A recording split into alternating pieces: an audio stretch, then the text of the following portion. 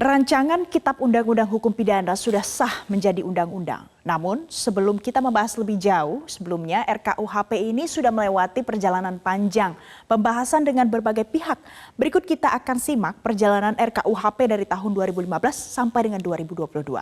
Kita lihat pemirsa, sebenarnya tidak mulai dari 2015 saja. Pembahasan RKUHP ini sudah memakan puluhan tahun sebelum disahkan menjadi undang-undang. Yang paling singkat yang bisa kita pahami sejak Januari 2015, ini menjadi kontroversi mulai dari RKUHP yang pertama dengan 786 pasal.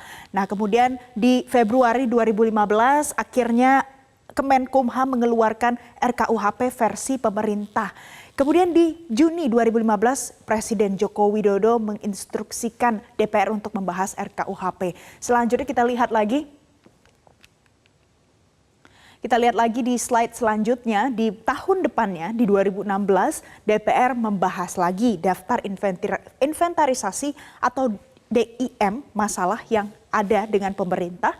Di 2018, berselang jangka waktu sampai dengan 2 tahun pemirsa, pasal kontroversi penghinaan presiden dan larangan pengguguran kandungan atau aborsi. Ini salah satu yang kontroversi. Kemudian ada lagi aborsi dilarang untuk semua perempuan tanpa terkecuali korban pemerkosaan. Ini juga menjadi salah satu yang kontroversi dan dibahas di kalangan publik. Kita lihat lagi tidak berakhir di 2018. Slide selanjutnya. Di September 2019, jeda 1 tahun, DPR RI dan pemerintah menyepakati RKUHP yang berisi 628 pasal. Di 2021 sampai dengan 2022 mulai terjadi dinamika yang cukup panjang di dalamnya karena akhirnya draft terbaru RKUHP ini sulit diakses dan menimbulkan banyak komentar dan protes di kalangan masyarakat menuntut DPR dan pemerintah untuk lebih transparan. Kemudian Wamenkumham mengatakan draft itu masih dibenahi dan disinkronisasi. Dari 24 isu krusial, akhirnya yang dibahas hanya 14 isu diantaranya. Selanjutnya apalagi sebelum disahkan masih ada perjalanannya, kita lihat bersama. Ini di terakhir 6 Juli 2022, akhirnya pemerintah resmi menyerahkan draft RKUHP kepada Komisi 3 DPR. Dan kemarin sudah sah menjadi Undang-Undang KUHP.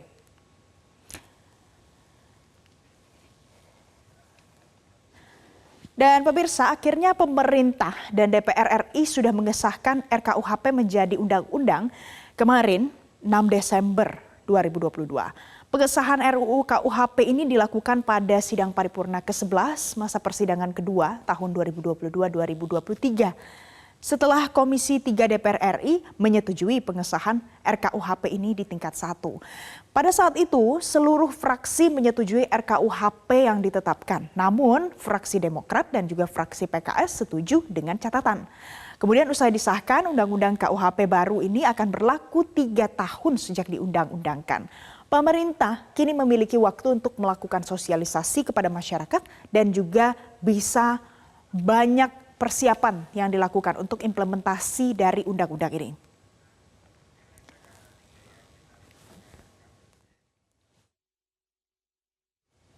Pengesahan rancangan Undang-Undang KUHP menjadi Undang-Undang KUHP diwarnai protes dan aksi walkout anggota fraksi PKS Iskan Kolbulubis. Ia tidak terima karena merasa tidak diberi waktu yang cukup untuk menyampaikan pendapatnya.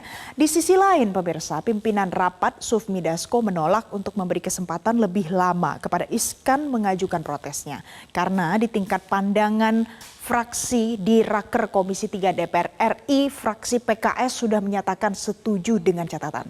Iskan menyatakan akan mengajukan judicial review ke Mahkamah Konstitusi atas ditetapkannya Undang-Undang KUHP ini. Menurut Iskan, sejumlah pasal dalam RKUHP ini berpotensi menjadi alat represif penguasa.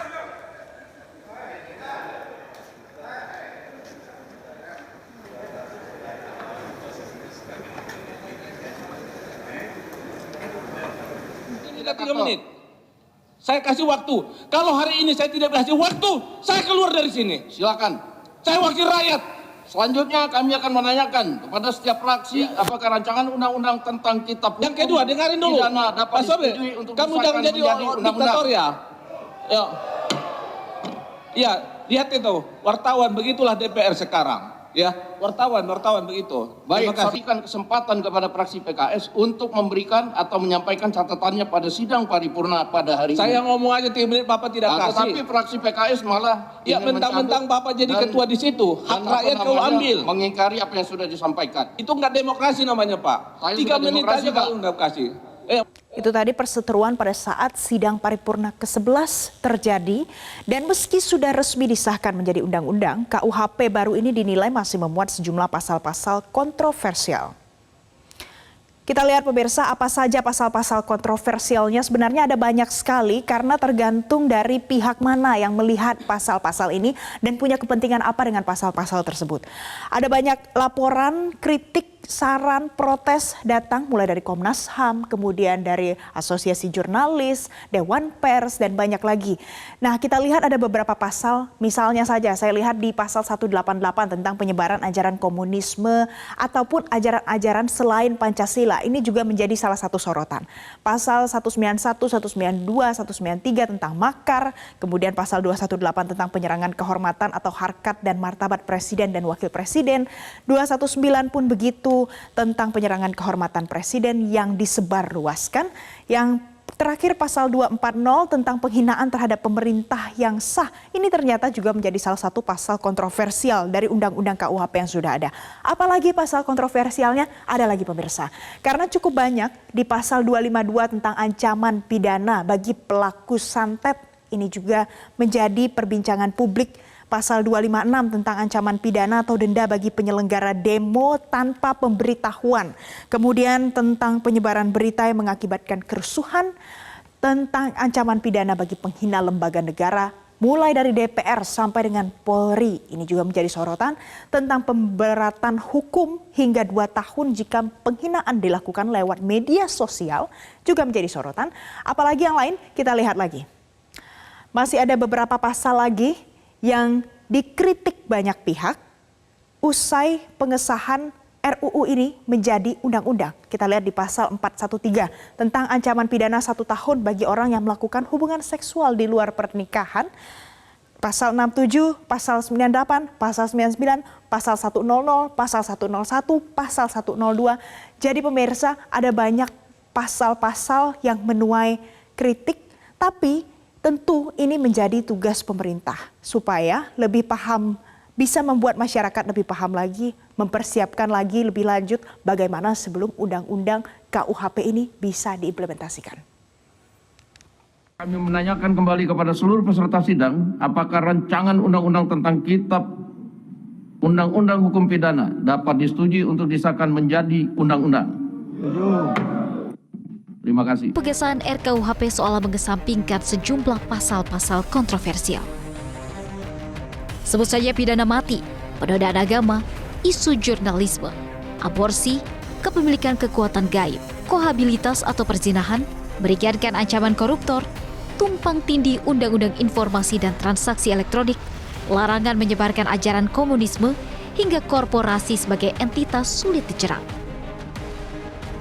Tak cuma itu, pasal 218 hingga 220 yang membuat penghinaan terhadap presiden dan wakil presiden yang berbunyi bahwa setiap orang yang di muka umum menghina presiden dan wakil presiden dipidana dengan pidana penjara paling lama 6 bulan atau pidana denda paling banyak kategori 4. Secara historis, pasal ini muncul pada zaman kolonial dan disebut sebagai lèse majesté, bertujuan melindungi martabat keluarga kerajaan Belanda.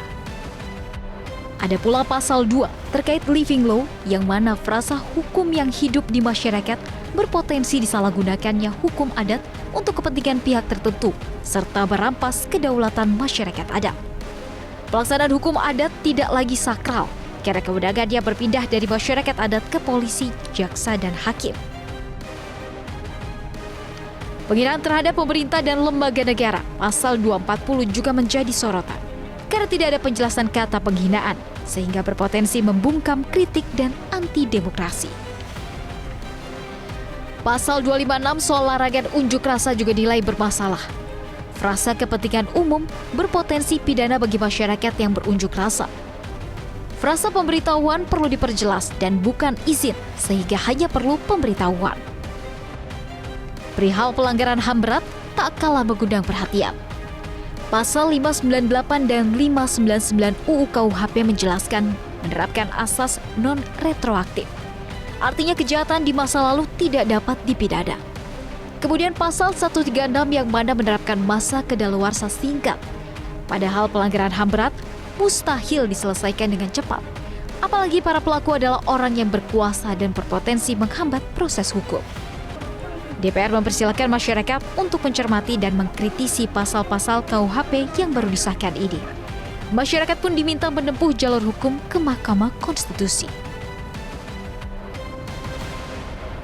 Tidak sampai di sana pemirsa, karena masih ada lagi yang menjadi bahasan penting dan kontroversial karena merujuk pada sejumlah kajian yang menyatakan bahwa jurnalis kerap dilaporkan dengan menggunakan pasal-pasal penghinaan. Peneliti Center of Strategic and International Studies CSIS Edward Ghani ini mengungkapkan apa pendapatnya terkait dengan dugaan ataupun perkiraan nantinya bisa ada pasal-pasal karet yang kemudian disalahgunakan untuk mengkriminalisasi profesi jurnalis. Yang disampaikan Edward adalah ancaman utama dari kebebasan berpendapat adalah pasal-pasal penghinaan. Dalam kajian yang saya dapatkan, media dan rekan-rekan jurnalis yang paling mudah menjadi target kriminalisasi pasal-pasal karet. Pemirsa, dari pernyataan yang disampaikan ini yang kita pahami adalah selain kita memang menjadi masyarakat Indonesia bangga rasanya karena kita punya akhirnya produk KUHP bikinan Indonesia, bikinan legislatif Indonesia.